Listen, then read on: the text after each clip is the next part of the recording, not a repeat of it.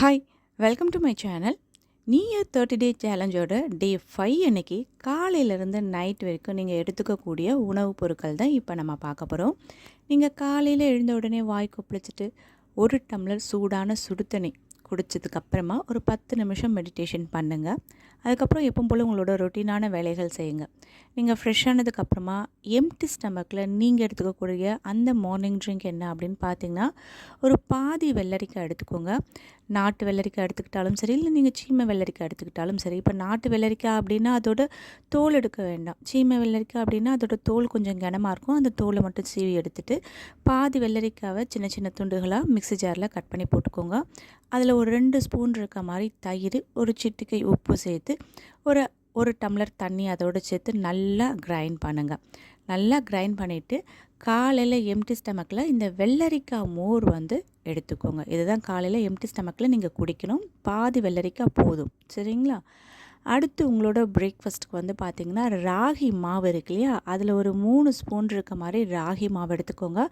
கூட ஒரு 1/4 டம்ளர் இருக்க மாதிரி தண்ணி கலந்து கட்டி இல்லாமல் நல்லா கரைச்சிக்கோங்க. அதில் ஒரு சிட்டிகை உப்பு சேர்த்து நல்லா கரைச்சிக்கோங்க. கரைச்சிட்டு ஸ்டவ்வில் ஒரு கடாய் மாதிரி வச்சுட்டு நம்ம எடுத்து கலந்து வச்சுருக்க அந்த ராகி மிக்சர் இருக்கு இல்லையா, அதை அதோடு சேர்த்து நீங்கள் ஸ்டவ்வை சிம்மில் வச்சு நீங்கள் கலந்துக்கிட்டே இருந்தீங்கன்னா ஒரு 2 நிமிஷத்தில் அது உங்களுக்கு நல்லா கட்டி ஆகிடும். ஸ்டவ்வை ஆஃப் பண்ணிவிடுங்க. அது நல்லா ஆறட்டும், சரிங்களா? அடுத்து மிக்ஸி ஜாரில் பார்த்திங்கன்னா, ஒரு 4 பாதாம் பருப்பு, ஒரு 2 முந்திரி, ஒரு 2 ஸ்பூன் இருக்க மாதிரி பூசணி விதை, ஒரு 4 பேரிச்சம்பழம் கொட்டையை எடுத்துகிட்டு அதோடு சேர்த்துக்கோங்க. ஒரு 1/4 ஸ்பூன் இருக்க மாதிரி கொக்கோ பவுடர், ஒரு 4 ட்ராப் இருக்க மாதிரி வெண்ணிலா எசன்ஸ். இதை மட்டும் என்ன பண்ணுறீங்க அப்படின்னா, நல்லா பல்ஸ் மூடில் நல்லா திருப்பி கொஞ்சம் அரைக்குறையாக நல்லா அரைச்சதுக்கப்புறமா நம்ம ஏற்கனவே ராகி மாவை கலந்து வச்சுருக்கோம் இல்லையா, சூடு பண்ணி கலந்து வச்சுருக்கோம் இல்லையா, அந்த கலவையையும் இதோடு சேர்த்துட்டு கூட நல்லா ஒரு டம்ளர் தண்ணி இருக்க மாதிரி சேர்த்து நல்லா மிக்சியை ஓட விடுங்க. ஓகேங்களா? நல்லா நுர வர அளவுக்கு நல்லா எல்லா மிக்சரும் சேர்ந்து நல்லா அடிக்கணும். நல்லா அடித்ததுக்கப்புறமா வடிகட்டலாம் கூடாது. ஒரு டம்ளரில் போட்டுட்டு சீயா விதைகள் மின்னாள் நைட்டை ஊற வச்சுருங்க. அதுலேருந்து ஒரு 3 ஸ்பூன் இருக்க மாதிரி சீயா விதைகளை இதோட சேர்த்து காலையில் உங்களோட பிரேக்ஃபாஸ்ட்டுக்கு இந்த ராகி ஸ்மூத்தி எடுத்துக்கோங்க. ரொம்ப ரொம்ப ஃபில்லிங்காக இருக்கும். அடுத்து உங்களுக்கு பசி மதியம் வரைக்கும் உங்களுக்கு எடுக்காது. ஏன்னா ஒரு சிலருக்கு காலையில் பிரேக்ஃபாஸ்ட்டு சாப்பிட்டாலும் மதியத்துக்குள்ளே உங்களுக்கு பசிக்கிற மாதிரி ஒரு ஃபீல் வரும் இல்லையா, அதனால தான் ஏதாவது ஒரு ஸ்நாக்ஸ் தேடி நம்ம போவோம். ஆனால் இந்த ராகி ஸ்மூத்தி சாப்பிட்றதுனால உங்களுக்கு மதியம் வரைக்கும் பசிக்காது, வயிறு நல்லா ஃபில்லிங்காகவே இருக்கும், சரிங்களா? இதுதான் காலையில் உங்களோட பிரேக்ஃபாஸ்ட்டாக நீங்கள் எடுத்துக்க போகிறீங்க. எப்போவுமே நான் சொல்லக்கூடிய அளவுகளை மாற்றாத அளவுக்கு எடுத்துக்கோங்க. ஏன்னா நான் ஒரு நபருக்கு எடுத்துக்கிற மாதிரி தான் சொல்லுவேன். இது பத்துமா பத்தாதா அப்படின்னு நினச்சி நீங்கள் கொஞ்சம் கூட எக்ஸ்ட்ரா போட்டிங்க அப்படின்னா என்ன பண்ணுவோம், ஐயோ நம்ம செஞ்சிட்டோம் வேஸ்ட் ஆகிட போகுது அப்படின்னு சொல்லிட்டு அந்த எக்ஸ்ட்ரா செஞ்சதையுமே சாப்பிடுவோம். நம்மளோட வயிறோட அளவு அப்படின்றது ஒரு கைப்பிடி அளவு தான், சரிங்களா? ஆனால் நம்ம சாப்பிட சாப்பிட வயிறு ஏற்றுக்கிட்டே தான் போவோம். அது மாதிரி அளவுக்கு அதிகமாக நம்ம எடுத்துக்கக்கூடாது. நம்ம பசிக்கும் பொழுது பசி அடங்குற அளவுக்கு சாப்பிட்டா போதும், அதுதான் நல்லது, ஓகேங்களா? காலையில் உங்களோட பிரேக்ஃபாஸ்ட்டை முடிச்சாச்சு. மதியம் லஞ்சுக்கு பார்த்திங்கன்னா, சாம முருங்கைக்கீரை சாதம். அது எப்படி செய்யணும் அப்படின்னு பார்த்திங்கன்னா, சாமை மில்லட்ஸ் இருக்கு இல்லையா, அது கடைகளில் வாங்கி ஒரு சின்ன கப்பு அளவுன்னு பார்த்திங்கன்னா ஒரு 50 கிராம் இருக்க மாதிரி சாமை, அதை நல்லா வாஷ் பண்ணிவிட்டு குக்கரில் சேர்த்துட்டு கொஞ்சமாக உப்பு சேர்த்து, இப்போ ஒரு அரை கப் நீங்கள் சாமை சேர்க்குறீங்க, அதை 50 கிராம் நீங்கள் சாமை சேர்க்குறீங்க அப்படின்னா அதுக்கு ஒரு டம்ளர் தண்ணி இருக்க மாதிரி ஊற்றி குக்கரில் வேக வச்சு தனியாக எடுத்துக்கோங்க. அதே மாதிரி துவரம்பருப்பு இருக்கு இல்லையா, அது ஒரு 25 கிராம் இருக்க மாதிரி துவரம்பருப்பை வாஷ் பண்ணிவிட்டு கொஞ்சம் கூட மஞ்சத்தூள் போட்டு அதையும் தனியாக வேக வச்சு எடுத்து வச்சுக்கோங்க. இப்போ கடாயில் ஒரு 2 ஸ்பூன் ஆயில் விட்டு கடுகு, ஜீரகம், உளுந்து, கருவேப்பிலை, பெருங்காயம் போட்டு நல்லா தாளித்ததுக்கப்புறமா நல்லா ஒரு கைப்பிடி இருக்க மாதிரி முருங்கைக்கீரையை நல்லா க்ளீன் பண்ணி அலசிட்டு அந்த முருங்கைக்கீரையை அதில் போட்டு நல்லா கொஞ்சம் வதக்கிடுங்க. உப்பு சேர்த்து கொஞ்சம் நல்லா வதக்கிடுங்க. கீரை கொஞ்சம் வெந்ததுக்கப்புறமா நம்ம ஆல்ரெடி பருப்பு வேக வச்சுருக்கோம் இல்லையா, அதையும் இதோடு சேர்த்துக்கோங்க. இது நல்லா மிக்ஸ் ஆனதுக்கப்புறமா நம்ம சாமை வேக வச்சுருக்கோம் இல்லையா, அதையும் இதோடு சேர்த்து நல்லா கலந்து விட்டு தேவையான அளவு உப்பு. இப்போ இதில் பார்த்திங்கன்னா காரத்துக்கு நீங்கள் பச்சை மிளகா சேர்த்துக்கலாம். நான் காரத்துக்கு முதல்ல ஏன் சொல்லலை அப்படின்னா, நிறைய பேர் காரம் அவ்வளோவா சாப்பிட மாட்டேன்றீங்க, அதனால தான் சொல்ல. ஆனால் காரம் வேணுன்றவங்க பச்சை மிளகா ஒரு 2 இது கட் பண்ணி சேர்த்து நீங்கள் வதக்கி இந்த சாம முருங்கைக்கீரை பருப்பு சாதத்தை மதியம் லஞ்சுக்கு நீங்கள் எடுத்துக்கோங்க.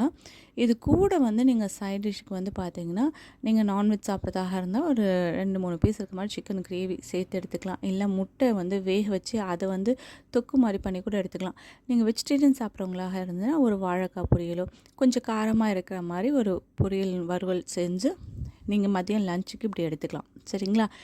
ஈவினிங் வந்து பார்த்தீங்கன்னா, ஒரு புல்லட் காஃபி, லெமன் டீ அது மாதிரி எடுத்துக்கோங்க. இல்லைனா ஏதாவது சூப், இல்லை பசிச்சா மட்டும்தான் எடுத்துக்கணும். ஓகேங்களா? அது ஒரு விஷயம். ஏன்னா நம்ம வந்து காலையில், மத்தியானம், நைட் இதெல்லாம் கரெக்டாக சாப்பிடுவோம்னு சொல்லிட்டு பசிக்காமல் சாப்பிடக்கூடாது. சரிங்களா? அதனால் பசிச்சா இதை எடுத்துக்கோங்க. இல்லைன்னா அதை ஸ்கிப் பண்ணிவிடுங்க. நைட்டு டின்னர் அப்படின்றது வந்து பார்த்திங்கன்னா ஒரு 7 மணிக்குள்ளேயே முடிக்கிறதுக்கு நீங்கள் ட்ரை பண்ணுங்கள். நைட்டு டின்னருக்கு வந்து பார்த்திங்கன்னா ரவை புட்டு. இந்த ரவை புட்டுக்கு வந்து பார்த்திங்கன்னா ஒரு 25 கிராம் இருக்க மாதிரி ரவை எடுத்துக்கோங்க. நல்லா ஒரு கைக்கு பிடி மாதிரி தான் வரும். ஓகேங்களா? அதில் ஒரு 1/4 டம்ளர் கிட்ட பால், 1/4 டம்ளர் இல்லைனா ஒரு 1/4 டம்ளருக்கு கொஞ்சம் அதிகமாகும். ஏன்னா ஒரு சில ரவைகளை பொறுத்து தான் நம்ம பால் இது பண்ண முடியும். பொடி ரவையாக இருந்தால் 1/2 டம்ளர் தண்ணியே பாலே போதும். இல்லை அப்படின்னா கொஞ்சம் பெரிய பெரிய ரவையாக இருக்கும்பொழுது கொஞ்சம் பால் தேவைப்படும். அதனால் நீங்கள் எது மாதிரி ரவை எடுத்துக்கிறீங்களோ அதுக்கேற்ற மாதிரி பால் கொஞ்சம் போட்டு ஊற வச்சிங்கன்னா ஒரு 10 நிமிஷத்தில் அந்த ரவை வந்து நல்லா ஊறிடும். அதுக்கப்புறம் என்ன பண்ணுறீங்கன்னா, இட்லி கற்றால ஒரு காட்டன் துணியை போட்டுட்டு அதில் நம்ம பாலில் ஊற வச்ச அந்த ரவையை போட்டு ஒரு 10 நிமிஷம் ஆவி கட்டி எடுத்துட்டிங்க அப்படின்னா ரவை நல்லா அழகாக வெந்துடும். அதில் கொஞ்சமாக ஏலக்காய் பொடி சேர்த்துக்கோங்க. ஒரு 2 ஸ்பூன் இருக்க மாதிரி நாட்டு சக்கரை சேர்த்து நல்லா கலந்திங்கன்னா அந்த சூட்டில் நல்லா கலந்துரும்.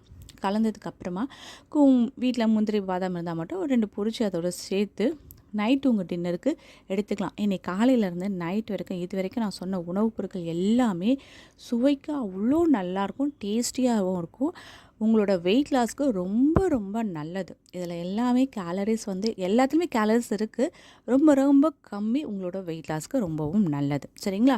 இதெல்லாம் பண்ணி முடிச்சதுக்கப்புறமா நைட் நீங்கள் படுக்க போகிறதுக்கு ஒரு அரை மணி நேரத்துக்கு முன்ன 1 ஸ்பூன் இருக்க மாதிரி ஓமத்தை ஒரு 1.5 டம்ளர் தண்ணியில் நல்லா கொதிக்க விட்டு அது 1 டம்ளர் ஆனதுக்கப்புறமா அதை வடிகட்டி அந்த ஓமம் தண்ணியை குடிச்சிட்டு உங்களோட டயட்டை இந்த டே 5 அன்னைக்கு நீங்கள் கம்ப்ளீட் பண்ணிவிடுங்க. ஒரே ஒரு விஷயம், எப்போவுமே நான் சொல்லக்கூடிய அளவுகளை மாற்றாதீங்க. குவான்டிட்டி நீங்கள் அதிகமாக செஞ்சிட்டிங்கன்னா கூட, சப்போஸ் நான் சொன்ன அளவுகளையே நீங்கள் செஞ்சு அதை உங்களுக்கு சாப்பிடும்பொழுது நீங்கள் பாதி சாப்பிடும்போதே உங்களோட பசி அடங்கிடுச்சுன்னா மீதியை ஸ்டாப் பண்ணிவிடுங்க. எக்ஸ்ட்ராவாக சாப்பிட்டீங்க அப்படின்னா அது உங்களோட ஃபேட் கண்டென்ட்டில் தான் போய் சேரும். ஓகேங்களா? ஏன்னா ஒவ்வொருத்தரோட உடல் அமைப்பு ஒவ்வொரு மாதிரி இருக்கும். அதனால் நீங்கள் சாப்பிடக்கூடிய அந்த உணவு அப்படின்றது கரெக்டாக நீங்கள் பார்க்கணும். ரொம்ப டேஸ்ட்டாகவும் சமைச்சு சாப்பிடணும். ஓகேங்களா? இந்த 30 டே சேலஞ்சில் இந்த டே 5 அன்னைக்கு நான் கொடுத்துருக்க இந்த ஃபுட் சார்ட்டில் இருக்கக்கூடிய அந்த மெனு உங்களில் எத்தனை பேருக்கு பிடிச்சிருக்கு அப்படின்றத கமெண்ட்டில் சொல்லுங்கள். இந்த வீடியோ உங்களுக்கு பிடிச்சிருந்ததுன்னா ஒரு லைக் பண்ணுங்கள். கண்டிப்பாக உங்கள் ஃப்ரெண்ட்ஸோட ஷேர் பண்ணுங்கள். இது வரைக்கும் நீங்கள் சப்ஸ்கிரைப் பண்ணாத வியூவர்ஸாக இருந்தீங்கன்னா சப்ஸ்கிரைப் பண்ணி பக்கத்தில் அந்த பெல் ஐக்கானும் கிளிக் பண்ணிங்கன்னா ஃப்யூச்சரில் நான் போடக்கூடிய எல்லா வீடியோஸோட நோட்டிஃபிகேஷனும் உங்களுக்கு உடனுக்குடனே கிடைக்கும். தேங்க்யூ.